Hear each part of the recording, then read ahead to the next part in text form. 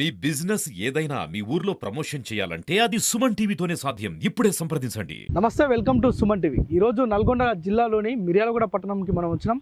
అనేక మంది పేద విద్యార్థులకు ఒక ఉన్నతమైన ఉద్దేశాలతోటి ఉన్నతమైన స్థానంలో నిలబెట్టాలనే ఒక సంకల్పంతో మురళీధర కోచింగ్ సెంటర్ను ఏర్పాటు చేసి కొంతమందికి ఇక్కడ విద్యను అందిస్తూ అనేక మందికి గురుకుల సైనిక్ స్కూల్లో సీట్లు వచ్చేలా ఒక ఇక్కడ పాఠశాల నెలకొల్పి అనేక సదుపాయాలతోటి విద్యార్థులకు విద్యను చేస్తున్నారు.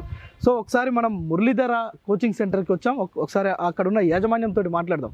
అసలు ఈ కోచింగ్ సెంటర్ల ద్వారా ఎంతమంది పిల్లలకు సీట్లు వచ్చాయి, ఎక్కడెక్కడ సెటిల్ అవుతున్నారు, అసలు దీని ముఖ్య ఉద్దేశం ఏంటో ఒకసారి మాట్లాడే ప్రయత్నం చేద్దాం.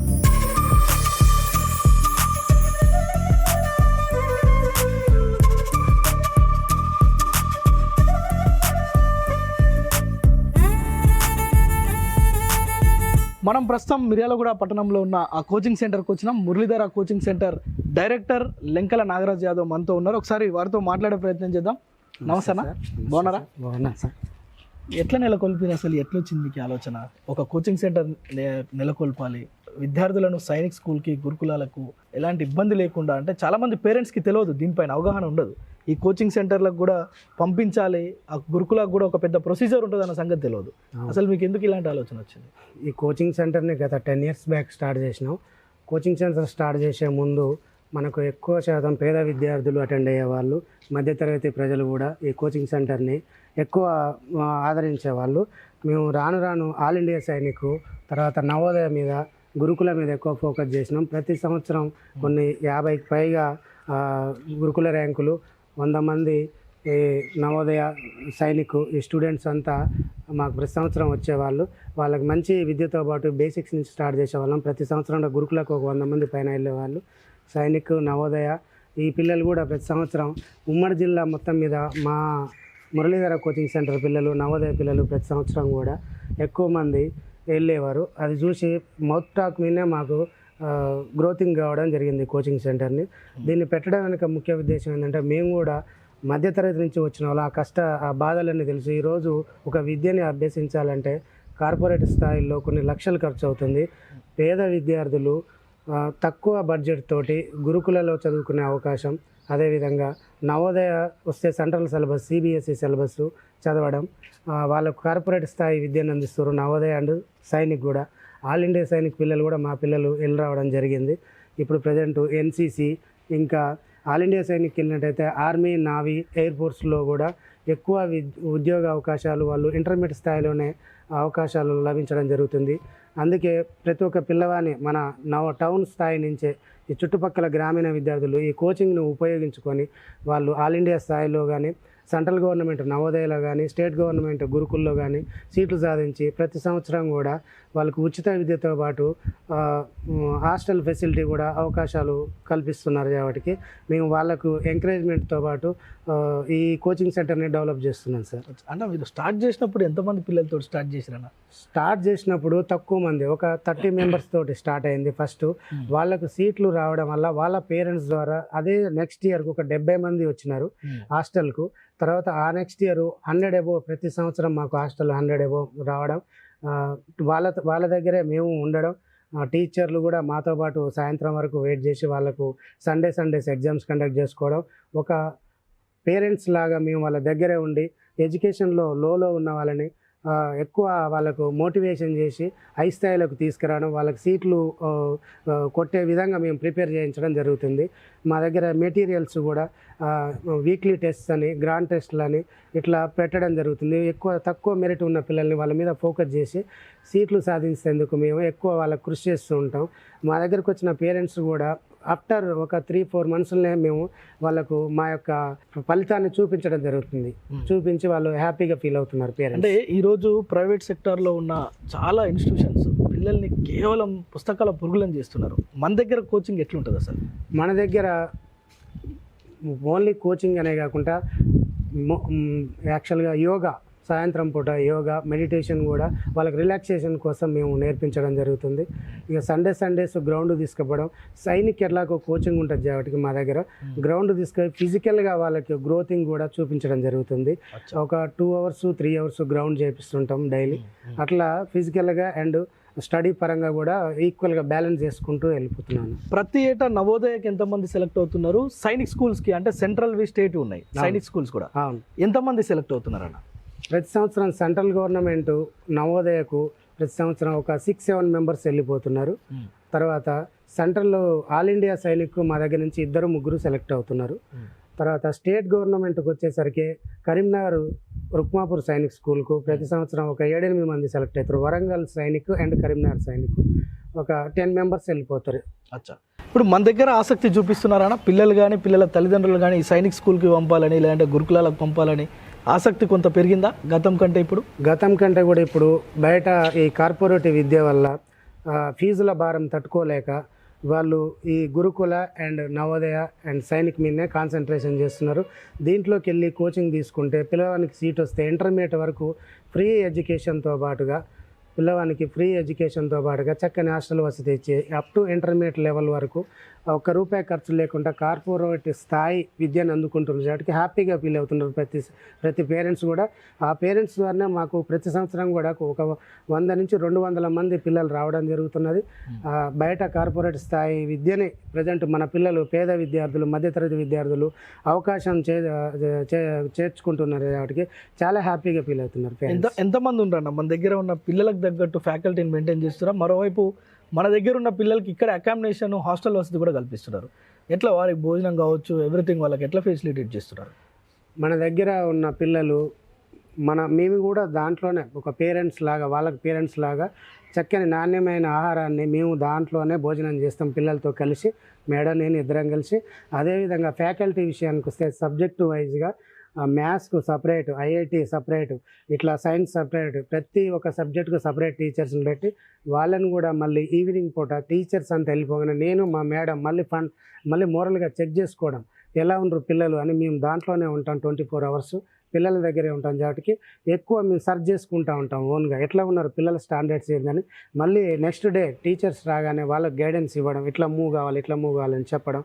ఆ విధంగా మా కోచింగ్ సెంటర్ని ఇయర్ డెవలప్ చేసుకుంటున్నాను సార్. అన్న ఈ ఇయర్ ఎంతమందిని మీరు బయటికి పంపించారు? అంటే అటు సెంట్రల్ సైనిక్ కావచ్చు, ఇక్కడ మన తెలంగాణలో ఉన్న సైనిక్స్ కావచ్చు, గురుకులకు కావచ్చు. గురుకులకు ప్రతి సంవత్సరం 100 మెంబర్స్ అబో మాకు కంపల్సరీ వెళ్ళిపోతారు ఇక్కడ నుంచి. ఇక స్టేట్ సైనిక్ అండ్ సెంట్రల్ నవోదయకు కానీ మాకు ఒక 10 నుంచి 12 మెంబర్స్ వెళ్ళిపోతారు సెంట్రల్ గవర్నమెంట్ వాటికి. గురుకులకు ప్రతి సంవత్సరం 100 మంది పైగా వెళ్ళిపోతుంటాను. అచ్చా, మొత్తానికి అంటే ఇప్పుడు ఇక్కడ నుంచి పిల్లల్ని అక్కడికి పంపించేందుకు మీరు తీసుకుంటున్న ఈ నిర్ణయం కావచ్చు, ఈ కష్టం కావచ్చు అనేక మందికి బాటలు అవుతున్నాయి నిజంగా. రాబో రోజులంటే అంటే తల్లిదండ్రులకు మీరేం చెప్తారు? ప్రతి ఒక్క తల్లిదండ్రులకు ఏంటంటే ముఖ్యంగా పిల్లలని ఈ గురుకుల నవోదయ సైనిక్ పంపడం వల్ల వాళ్ళకి బిహేవియర్ క్రమశిక్షణ కూడా పెరుగుతుంది. ప్లస్ మోరల్ యాక్టివిటీస్ అనేవి బాగా నేర్చుకుంటారు.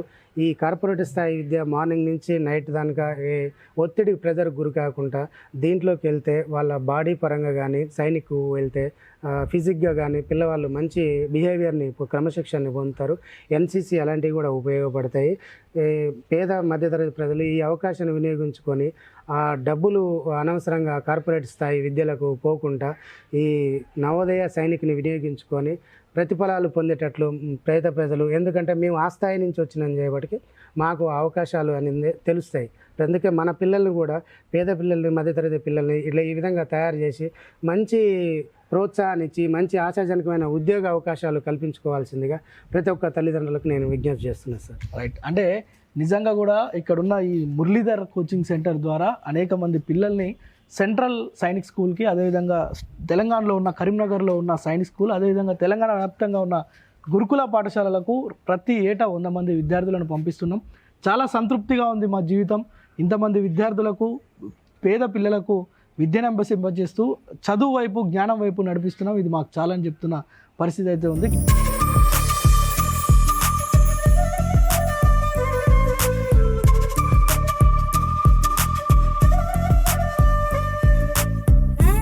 నా పేరు మోదాల శ్రీనివాసు. మా గ్రామం పెద్దలపల్లి, మండలం తిప్పారం. మా బాబు ఇంతకుముందుకు వేరే స్కూల్లో చదివేది. లాంగ్ టర్మ్ కోచింగ్ ఇవ్వడం వల్ల మా బాబు నవోదయ అండ్ సైనిక్ స్కూల్లో రెండిట్లో సీటు సాధించి ఉన్నతమైన విద్యని అందుకున్నాడు. లాంగ్ టర్మ్ కోచింగ్ ఇవ్వడం వల్ల మా అబ్బాయికి బేసిక్స్తో పాటు మంచిగా మ్యాథమెటిక్స్లో అన్నిట్లో చాలా ఇంప్రూవ్ అయ్యి రెండిట్లో మంచి సీటు సాధించి నాకు చాలా హ్యాపీగా ఫీల్ అవుతున్నా. ఈ కోచింగ్ సెంటర్ నుంచి నేను చాలా వాళ్ళ టీచర్స్కి నా యొక్క హృదయపూర్వక ధన్యవాదాలు. నా పేరు బి కృష్ణవంశీ. నేను మురళీధర కోచింగ్ సెంటర్లో 2017లో కోచింగ్ తీసుకున్నాను. నేను ఇక్కడ కోచింగ్ తీసుకుంది జస్ట్ 1 మంతే, కానీ నాకు one of the most top school సర్వేలో సీట్ రావడం జరిగింది. నేను ఇక్కడ నేర్చుకున్న బేసిక్స్ ద్వారా అక్కడ నేను ఎంతో మార్క్స్ స్కోర్ చేయగలిగాను. ప్రతి సంవత్సరం నేనే అక్కడ క్లాస్ ఫస్ట్ రావడం జరిగింది. అది కాకుండా నాకు ఈ సంవత్సరం 10th క్లాస్లో 10/10 మార్క్స్ స్కోర్ చేశాను. నేను ఇక్కడ నేర్చుకున్న బేసిక్సే నాకు అక్కడ ఉపయోగపడ్డది. ఇక్కడ నాకు బేసిక్స్ నేర్పిన టీచర్స్ అందరికీ నేను థ్యాంక్స్ చెప్పదలుచుకున్నాను. నా పేరు బి శివరామకృష్ణ. నేను మురళీధర కోచింగ్ సెంటర్లో గురుకులకు కోచింగ్ తీసుకున్నాను. అయితే ఇక్కడ టీచర్స్ కానీ సార్స్ కానీ చాలా బాగా మాకు నేర్పించారు. నాకు నాగార్జున సాగర్లో సీట్ వచ్చింది. అక్కడ ప్రతి ఇయర్ నేను ఫస్ట్ ర్యాంక్ వచ్చేవాడిని. నాకు 10thలో 9 పాయింట్స్ వచ్చాయి నాకు. కాబట్టి ఈ కోచింగ్ సెంటర్కి ప్రతి సంవత్సరం ఎప్పటికైనా నేను రుణపడి ఉంటాను. ఎందుకంటే నాకు ఇక్కడ గౌరవంగా బాగా నేర్పించారు మాకు టీచర్స్ సార్స్. నా పేరు జంగం సైదులు.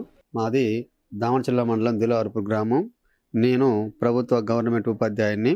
నాకు 2 పిల్లలు ఉన్నారు. పెద్దవాడు చిన్నవాడు ఇద్దరు కలిసి ఫస్ట్ నుంచి కూడా ఈ మన మురళీధర కోచింగ్ సెంటర్ పేరు విన్నాము. విని అందులో మేము పోయి చూసి మా పిల్లలిద్దరిని ఫస్ట్ పెద్దవాడిని చేర్పించినాము. తర్వాత పెద్దవాడిని సీటు రాగానే మళ్ళీ అదే స్ఫూర్తితోటి చిన్నవాడిని కూడా ఇదే మురళీధర కోచింగ్ సెంటర్లో జాయిన్ చేసినాము. అతనికి కూడా ఈ సంవత్సరం సీట్ వచ్చింది.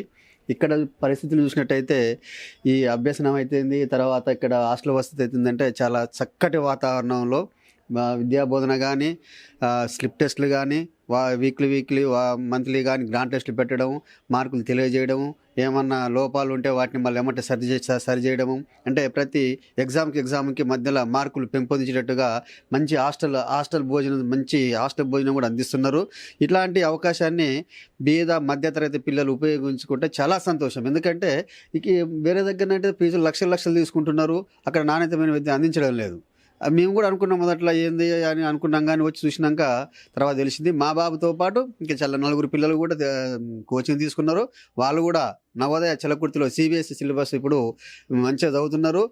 ఇది మధ్య బీద పిల్లలకైతే ఎంతో ఇప్పుడు ప్రైవేట్ కార్పొరేట్ దాంట్లో పోవాలంటే లక్షల ఫీజులు అవుతున్నాయి. అది బట్టే విధానము.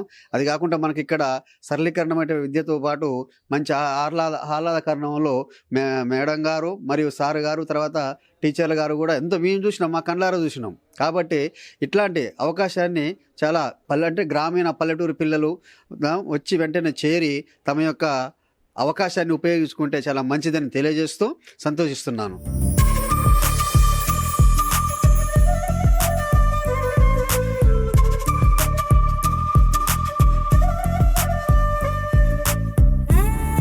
నా పేరు లక్ష్మీ దుర్గా అండి. నేను BSc BEd చేయడం జరిగింది.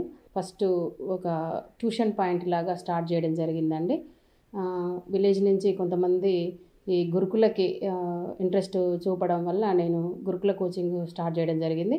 అదేవిధంగా హాస్టల్ కూడా గురుకుల కోచింగ్ ఇచ్చి రావడం ట్రాన్స్పోర్ట్ ఇబ్బంది అవుతుందని చెప్పి హాస్టల్ ఫెసిలిటీ కూడా నేను కల్పించడం జరిగిందండి. తర్వాత ఒక 1 year తర్వాత వాళ్ళు సీట్లు వచ్చిన తర్వాత పేరెంట్స్ వచ్చి నా దగ్గరికి వచ్చిన తర్వాత వచ్చిన సీట్లు చాలా సంతోషంగా ఒక 1 year మేము కొంచెం మనీ ఎంతో కష్టపడి ఎక్స్పెండ్ చేస్తే ఒక 10 years దాకా ఫ్రీ ఎడ్యుకేషన్ కాబట్టి వాళ్ళు చాలా సంతోషం, నాకు వాళ్ళు చెప్పడం వల్ల చాలా సంతోషం అనిపించిందండి. తర్వాత నేను ఎవ్రీ ఇయర్ మాకు నియర్లీ 200 numbers దాకా మాకు రావడం జరుగుతుంది. దాంట్లో 80% సీట్లు అంటే దగ్గర 100 above 150 above సీట్లు ఫస్ట్ ఫేజ్ అయితేంది, సెకండ్ ఫేజ్ అయితేంది, ఫైనల్ ఫేజ్ అయితేంది మేము గ్యాదర్ చేయడం జరుగుతుందండి. తర్వాత ఇక మేము మళ్ళీ పబ్లిసిటీకి వెళ్ళడం అయితే ఇంతవరకు విలేజ్ టు విలేజ్ వెళ్ళడం అయితే ఇంతవరకు జరగలేదండి. కానీ ఎవ్రీ విలేజ్లో మా స్టూడెంట్స్ కంపల్సరీ ఉన్నారండి. ప్రతి గురుకుల స్కూల్లో కూడా మా స్టూడెంట్స్ ఉన్నారండి. వాళ్ళ గురుకుల స్కూల్కి వెళ్ళి ఎవరు నువ్వు ఎక్కడి నుంచి వచ్చినవరా అంటే నేను మురళీధర అని చెప్పుకోవడం జరుగుతుందండి. ఇంకోటి ఏంటంటే సర్వేలు, సాగరు, ప్రతి స్కూలు మిర్యాలగూడ, హుజూర్నగర్, నల్గొండ ప్రతి గురుకుల స్కూల్లో మా పిల్లలు ఉన్నారండి. పేరెంట్సే వాళ్ళ మౌత్ పబ్లిసిటీ తోటే మేము ఇంత దూరం వెళ్ళడం జరిగింది. 10 ఇయర్స్ నుంచి కూడా ఎవ్రీ ఇయర్ మేము బయటికి అస్సలు వెళ్ళడం జరగలేదు ఇంతవరకు అయితే. ఇంతవరకు పాంప్లెట్లు కొట్టేయడం కానీ, ఫ్లెక్సీలు పెట్టడం కానీ ఏది జరగలేదండి. మౌత్ పబ్లిసిటీ ఒకళ్ళకి వచ్చిందనుకో వాళ్ళ రిలేషన్ అట్లా నేను హైదరాబాద్ దాకా కూడా మా పిల్లలు మా స్టూడెంట్స్ ఉన్నారండి. ఇంకోటి గురుకుల తర్వాత సిబిఎస్ఈ. ఇప్పుడు సిబిఎస్ఈ చదివియాలంటే చాలా ఖర్చుతో కూడుకున్న పని అండి. ఫ్రీ ఎడ్యుకేషన్ సిబిఎస్ఈ మనకు నవోదయ ప్రొవైడ్ చేయడం జరిగిందండి. దాంట్లో ఎవ్రీ ఇయర్ మాకు కనీసం 5 సీట్లన్నా రావడం జరుగుతుంది. సో ఉమ్మడి జిల్లా మొత్తం మీద ఉన్నటువంటి 80 సీట్లలో 40 అమ్మాయిలు 40 అబ్బాయిలు ఉన్నప్పటికీ అందులో మనకు ఒక్క కోచింగ్ సెంటర్కి 5 సీట్లు రావడం అనేది ఒక గ్రేట్ అని చెప్పుకోవచ్చండి. 200 మంది పిల్లలు ఉన్నప్పుడు 4 రావడం వేరు, ఉన్న 20 మందిలో 4 రావడం వేరు. సో నాకు చాలా సంతోషంగా ఉంది. సో వాళ్ళు చాలా బీదవాళ్ళండి. నా దగ్గరికి వచ్చేవాళ్ళు రోజు కూలి చేసుకొని వాళ్ళు అట్లా ఉన్న వాళ్ళు ప్రైవేట్లో ఎఫర్ట్ చేయలేని వాళ్ళు. సో నేను చాలామందికి ఇంకొక విషయం ఏంటంటే వన్ పేరెంట్స్ ఉంటారు చూడండి, సింగిల్ పేరెంట్ ఉన్న వాళ్ళకి నేను చాలా వరకు అయితే హాస్టల్ ఫీజు వరకు తీసేసి ఓన్లీ ఎడ్యుకేషన్ ఫీజు వరకు తీసుకోవడం జరుగుతుందండి. ఇంకా ఎస్సీ ఎస్టీ ఇంకా చాలా ఇట్లా బీద వాళ్ళకి మాత్రం చాలా వరకు 50% ఫీజు నేను తీసుకోలేదండి. ఇంకా ఫ్రీ ఎడ్యుకేషన్ ఇవ్వడం కూడా జరిగింది. అన్నయ్య వాళ్ళు వాళ్ళ ఫీడ్బ్యాక్ చెప్పడం జరిగింది. 2-3 ఇట్లా వాళ్ళ పరిస్థితి ఇట్లా ఉందమ్మా, వాళ్ళు కట్టలేని పరిస్థితిలో ఉన్నారమ్మా అన్నప్పుడు, సరే ఇంతమందిలో ఒక 4 ఫ్రీ ఇస్తే ఉరిగేదేం లేదు అన్న ఆలోచనతో నేను చాలా వరకు ఫ్రీ ఇవ్వడం జరిగిందండి.